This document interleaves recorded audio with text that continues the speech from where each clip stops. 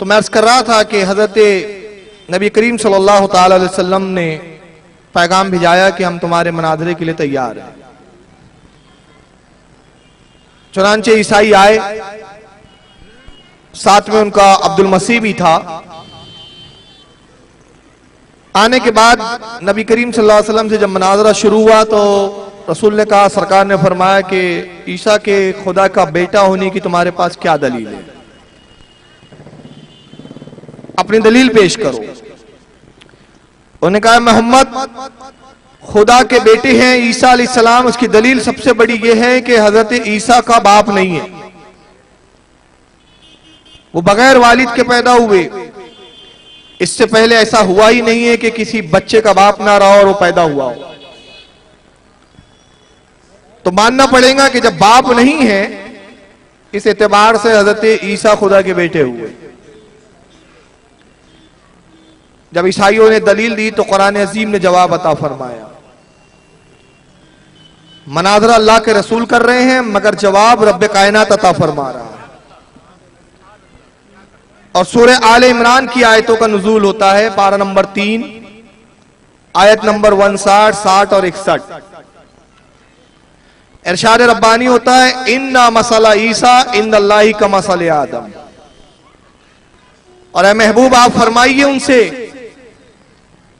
कि अल्लाह के नजदीक ईसा की मिसाल आदम अलैहिस्सलाम की तरह है।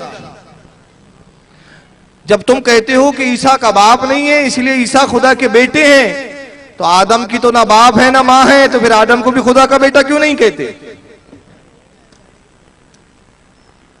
वहां तो बाप नहीं है, मगर यहां तो आलम यह है कि ना मां है ना बाप, मां भी नहीं है। ईसा की तो मां है कम से कम।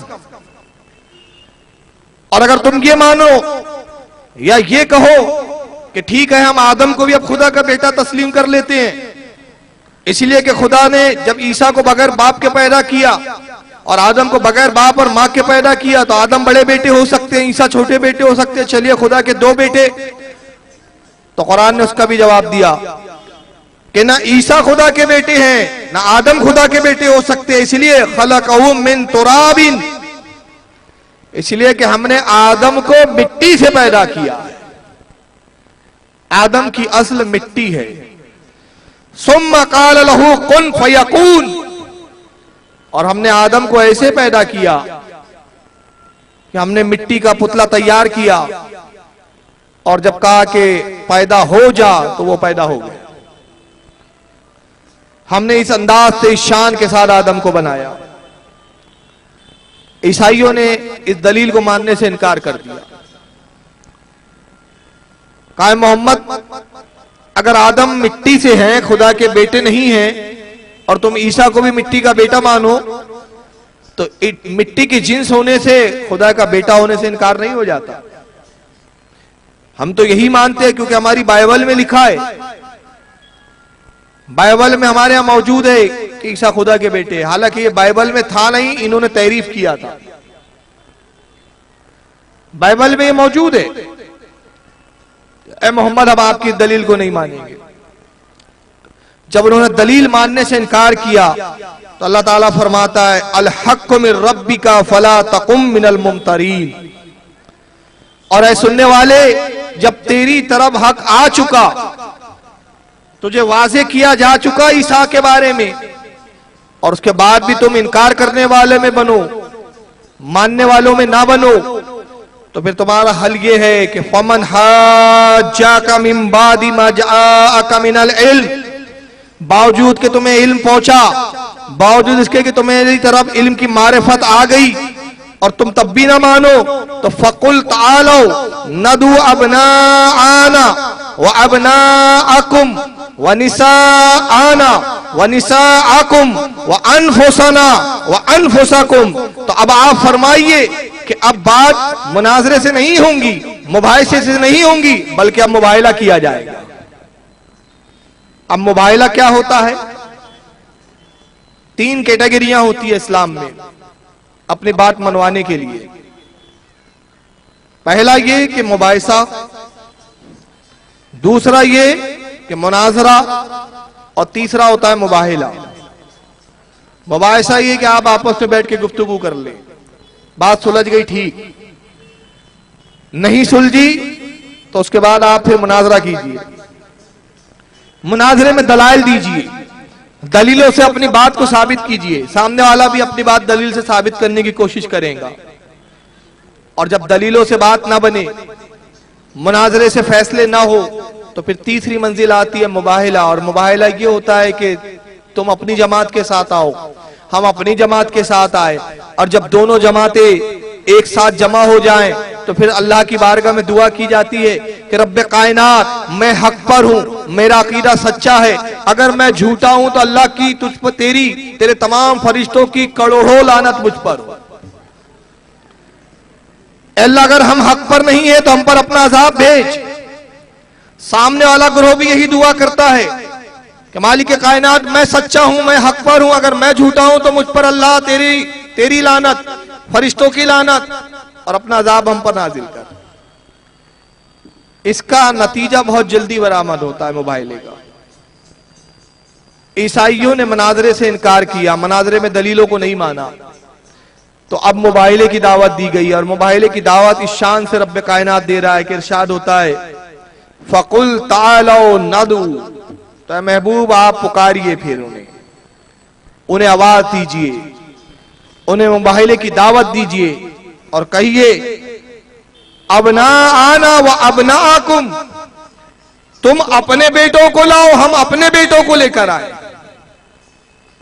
तुम अपनी औलादों को लाओ, हम अपनी औलादों को लेकर आए। व निसा आना व निसा आकुम, तुम अपनी औरतों को लाओ, हम अपनी औरतों को लाए। व अनफुसना व अनफुसकुम, तुम अपने वजूद को लाओ, अपने आप को लाओ, हम अपने आप को ले आए। और जब इस तरह से हम आ जाएं, एक मैदान में उतर जाएं, तो सुम्मा नबतहिल फनजअल लानतल्लाहि अलल काज़िबीन, तो फिर हम कहे अल्लाह की लानत हो जो झूठा है। जब ये चैलेंज किया गया मुबाहिले का, वो तैयार हो गए। हाँ ठीक है मोहम्मद, हम मुबाहिला भी करेंगे, इजाजत दीजिए कि हम नजरान वापस जाएं, नजरान जाके अपने बच्चों को लाएं, अपनी बीवियों को लाएं, अपनी औरतों को लाएं, और फिर हम खुद भी आए। ये नजरान वापस गए और जाने के बाद इन्होंने अपनी बीवी बच्चों को लिया, साथ में आते हैं फिर दोबारा मदीना मुनव्वरा। जब मदीने में आए, अब्दुल मसीह अब्बीन का लीडर, अब्दुल मसीह अब्बीन का कायद, जब ये मदीने में उतरते तो कहते कहां है मोहम्मद? ऐ मोहम्मद, मुबाहिले की दावत हमने कबूल की है। ऐ मोहम्मद, हम अपने बच्चों के साथ तैयार, अपनी औरतों के साथ तैयार है, अपने साथ तैयार है, आओ तुम भी अपने बीवी बच्चे औरतों को लेकर आओ। अल्लाह के नबी सल्लल्लाहु अलैहि वसल्लम सहाबा के साथ तशरीफ लाते हैं और उसके बाद सलमान फारसी से कहते हैं सलमान मेरे घर फातिमा के घर जाओ, अली को लेकर आओ, हसन को लेकर आओ, हुसैन को लेकर आओ, खातून जन्नत फातिमा तो जहरा को लेकर आओ। अब यहां पर आप देखिए अजमत, कुरान ने कहा कि अपनी औरतों को लाओ, रसूल ने हजरत फातिमा तो जहरा को बुलाया, गोया बताया कि तमाम खानदान अहले बैत नबुव्वत में जो सबसे अफजल तरीन औरत है वो खातून जन्नत है। कुरान ने कहा अपने बेटों को लाओ, तो नबी पाक सल्लल्लाहु अलैहि वसल्लम ने इमाम हसन और हुसैन को बुलाया, गोया बताया कि मेरे बेटे हसन और हुसैन हैं। कुरान ने कहा अपने मर्दों को लाओ, हजरत अली को लाया गया और बताया गया कि अहले बैत नबुव्वत में अगर कोई मर्द है तो मौला कायनात अली मुर्तजा है। कुरान ने कहा अपने आप को लाओ, तो नबी ने अपने वजूद को खुद जाहिर फरमाया, उसके लिए बेखुद मौजूद। सलमान फारसी गए, हजरत अली को इत्तला दी, खातून जन्नत को इत्तला दी, खातून जन्नत ने इमाम हसन हुसैन को तैयार किया, लिबास बदला, उसके बाद ये घर से निकलते हैं। मगर इससे पहले के घर से निकलते खुद नबी करीम सल्लल्लाहु ताला अलैहि वसल्लम हजरत खातून जन्नत के दौलत कदे पे तशरीफ लाते हैं और तशरीफ लाने के बाद आवाज देते हैं बेटी फातिमा कहां हो, आओ मुबाहिले के लिए चलना है। ऐ मेरे दामाद अली कहां हो, मुबाहिले के लिए चलना है। हसन हुसैन को लाओ कि मुबाहिले के लिए चलना है। जब आपने आवाज दी तो खानदान अहले बैत नबुव्वत का ये घराना बाहर बरामद होता है। नबी पाक इस शान से मैदान मुबाहिला में निकलते हैं। इमाम हसन को अपनी गोद में लिया, इमाम हुसैन को गोद में लिया, इमाम हसन की उंगली पकड़ी। अल्लाह के रसूल सबसे आगे हैं, उसके पीछे हजरत फातिमा तो ज़हरा खातून जन्नत है, उसके पीछे हजरत अली है। जहां नबी का कदम पड़ता है वहां खातून जन्नत का कदम पड़ता है, और जहां खातून जन्नत का कदम है वहां हजरत अली का कदम पड़ता है। इस शान और इस अजमत के साथ ये मैदान मुबाहिला में आए, और आने के बाद अल्लाह के नबी ने इनको आगे किया और उसके बाद इरशाद फरमाया, मेरे करीब आ जाओ। अपनी चादर मुबारक ली, चादर में अपनी बेटी फातिमा को भी लिया, अपने दामाद अली को भी लिया, अपने शहजादे हसन हुसैन को भी लिया। आसमान की तरफ बुलंद निगाहें करते हैं, हाथ उठाते हैं और अर्ज करते हैं, रब्बे कायनात अल्लाहुम्मा हाउलाई अहली बैती, ऐ परवरदिगार ये मेरे अहले बैत है, ये मेरे घर वाले हैं। तेरा इरशाद है कि अपनी बेटी और औरतों को लाओ, मैंने खातून जन्नत को लाया है। ऐ परवरदिगार तेरा इरशाद है कि अपने बेटों को लाओ, मैंने अपने बेटे हसन हुसैन को लाया। ये मेरे अहले बैत है, इनकी दुआओं को कबूल फरमा। और उसके बाद अहले बैत नबुव्वत की तरफ देखकर इरशाद फरमाते हैं, ऐ अहले बैत नबुव्वत जब मैं दुआ करूं तो तुम आमीन कहना, मेरी दुआ पर आमीन पुकारना। अल्लाह के रसूल ने अपने हाथों को बुलंद किया। अभी ज़बाने रिसालत से दुआया कलमात निकलना ही चाहते हैं, अभी दुआ निकली नहीं, दुआ के अल्फाज ज़बाने नुब्वत से जारी नहीं हुए। देखने वाली निगाह एक अजीब मंजर देखती है।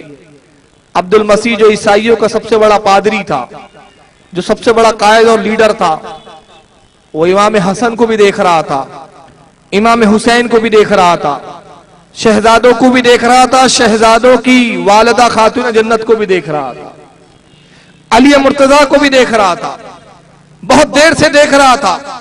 जब उसने देखा कि नबी पाक ने अपने हाथों को उठाया, मंजर यह है कि अब्दुल मसीह घुटनों के बल जैसे एक बच्चा चलता है, इस तरह चलते हुए रसूलुल्लाह के करीब आता है, सरकार के हाथ को पकड़ लिया और हाथ पकड़ के अर्ज करता है, ऐ अल्लाह के नबी, ऐ मोहम्मद सल्लल्लाहु अलैहि वसल्लम, मैं आपको उस खुदा का वास्ता देता हूं जिसके आप नबी कहते हैं, जिसके बारे में आप कहते हैं कि उसने आपको नुब्वत के साथ और रिसालत के साथ भेजा, उस खुदा का वास्ता आप हमारे हक में बद्दुआ मत कीजिए, दुआए हलाकत मत कीजिए, बल्कि आप चाहें तो हम इसके लिए जजिया और टैक्स देने के लिए तैयार हैं।